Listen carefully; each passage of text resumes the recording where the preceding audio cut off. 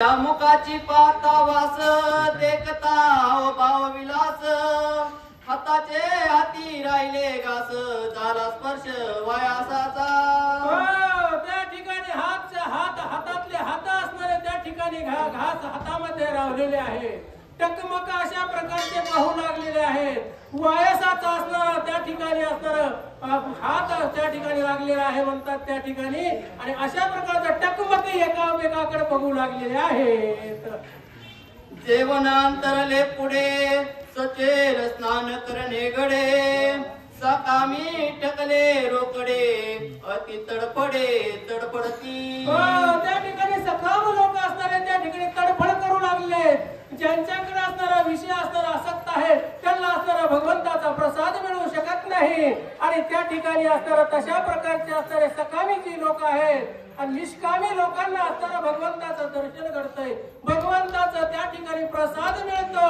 अशा प्रकारचं या ठिकाणी नाथमाऊली आणि वर्णन करतात। श्रीरामाचे निज भक्त अंगना मुखी नव्हते असक्त ग्रासोग्रासी राम स्मरत झाले तृप्त स्वानंदे त्या ठिकाणी ज्या असणारे रामाचे भक्त होते त्या ठिकाणी निश्चिम भक्त असणारे ते असणारा मुखामध्ये असणारा राम नाम होतं त्यांच्या, आणि जेवत असताना मुखामध्ये राम नाम घेत असणारा त्या ठिकाणी सेवन करत होते, म्हणून असणारा त्यांचा असणारा त्या ठिकाणी पवित्र अशा प्रकारचा देह पवित्र झालेला आहे, पुनीत झालेले आहे, आणि त्यांनाच असणारं हे अन्न मिळालेलं आहे।